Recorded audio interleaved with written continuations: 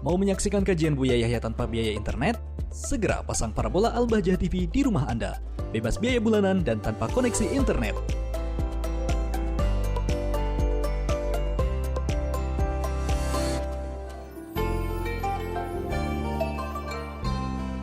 Assalamualaikum. Waalaikumsalam. Mari kita berselawat terlebih dahulu, Ibu. Allahumma sholli ala sayyidina Muhammad wa ala ali sayyidina Muhammad. Dengan Ibu siapa dan dari mana? Dari hamba Allah di Cirebon, Buya. Baik, silakan bisa bertanya langsung pada Buya. Afwan, Buya mau bertanya. Jadi begini, Buya.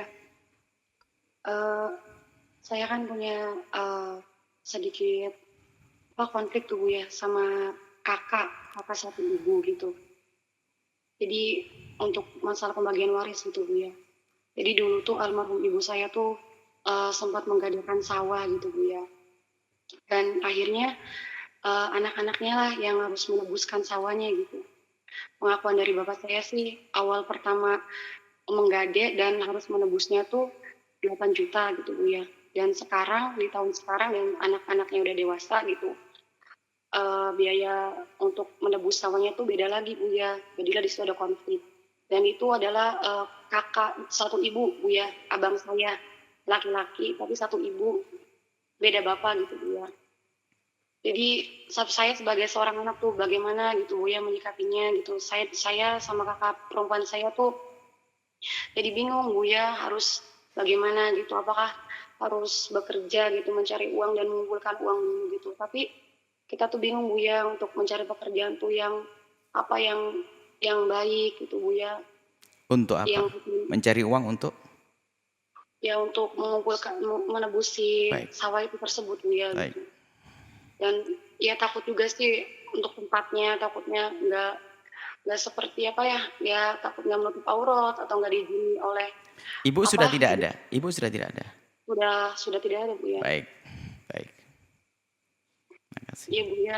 Baik. Itu saja sih, Buya. Masya Minta Allah. pendapatnya, Buya, minta Baik. solusinya. Baik. Saya harus Baik. bagaimana dengan Siap. kakak saya. Baik. Syukran, Baik. Buya. Sama-sama. Doanya. Assalamualaikum. Assalamualaikum. Semoga Allah menjaga keluarga Anda, keluarga suami Anda.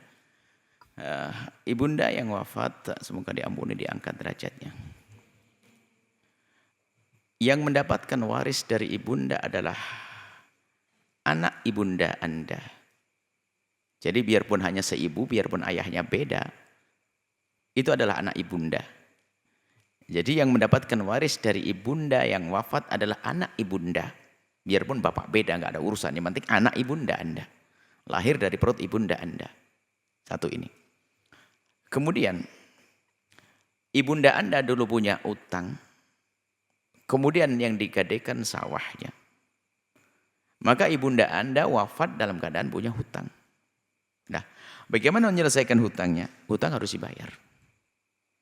Dari mana pembayarannya? Nah, inilah pemahaman yang harus kita hadirkan bahwa harta waris orang yang meninggal dunia tidak boleh diwaris kecuali sudah diberesin urusan utangnya. Maka cara pertama adalah sawah itu dijual. Kemudian hasilnya dipotong untuk membayar utang hasil penjualannya. Sisanya baru diwaris. Baik. Atau kalau tidak, jika Anda saudara yang mencoba menebus, itu namanya meminjami saja sifatnya. Menebus utangnya dibayarkan. Misalnya utangnya 10 juta. Membayar kepada yang punya utang 10 juta. Kemudian diambillah sawah. Maka itu pindah utangnya. Nanti di saat sawah itu terjual dipotong 10 juta untuk yang nombokin. Nggak akan hilang. Hendaknya dicatat. Sebab ibunda yang meninggal bukan tidak punya uang. Tapi masih punya sawah. Jadi semua kebutuhan untuk nebus nanti diambilkan daripada itu. Sebelum dibagi. Diambilkan dari penjualan sawah tersebut. Sebelum dibagi. Boleh tidak dijual tapi ditombokin sama yang lainnya. Misalnya adalah berempat. Oke lah, anak yang pertama ingin mengambilnya. Dibayari, semuanya berapa harganya. Anggap saja harganya 400, ditombokin, dibayar 400 kecuali jatahnya. Dia tidak usah membayar. 400 kurang. Dan dari sisa uang dibagi nanti. Dibagi kepada yang ada. Temuan duit rumah, tanahnya dimiliki oleh kakaknya. Karena sudah dibayari, ditombokin seperti itu. Jadi intinya bahwasanya utang harus dibayar. Bahkan ingat, tidak boleh diwaris itu harta kecuali dibayar dulu utangnya. Haram ahli waris yang buru-buru membagi harta waris kecuali utangnya sudah dibayar. Yang dibayar bukan utang saja, urutan pertama utang kepada Allah. Seperti kalau belum haji dan dia pernah mampu haji, diambil untuk naik haji. Utang kepada Allah termasuk kafarah dan fidyah dan sebagainya diambilkan di sini, fidyah wajibah. Kemudian utang kepada manusia. Kemudian yang ketiga adalah zakat, urusan dengan hartanya. Zakatnya dibayar. Kalau memang sudah wajib zakat, kalau ada, cuman sawah nggak ada zakat ya. Oke. Yang keempat adalah wasiat, kalau memang pernah punya wasiat. Yang kelima adalah biaya untuk perawatan jenazah. Kalau seorang istri tidak punya suami atau seorang suami, tapi istri punya suami, diambilkan dari suami. Setelah 5 ini diambil, baru dibagi hartanya. Waris. Seperti itu. Jadi nggak usah ragu, kalaupun Anda mengeluarkan uang, tinggal ngitung saja untuk nembus itu. Baru nanti jika sawah sudah terjual, Anda bisa memotong daripada hasil penjualan sawah dan berdamailah selalu dengan keluarga di dalam urusan waris, agar waris menjadi berkah dan tidak haram dengan mengambil harta saudaranya. Semoga Allah menjadikan keluarga Anda keluarga yang saling mencintai karena Allah, dan semuanya tetap saling mencintai, tidak ada permusuhan, tidak ada pertikaian gara-gara waris. Dan ingat, kalau ingin tahu ahli neraka yang berjalan di atas bumi, lihat itu manusia yang merebut waris.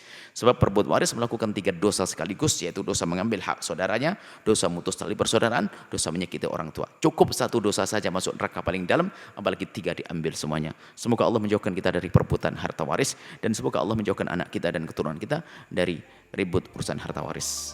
Allah a'lam bishawab.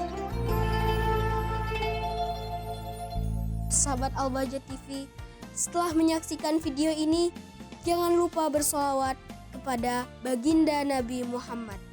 Shollu ala Nabi Muhammad. Allahumma sholli alaihi wa ala alihi wa sahbihi.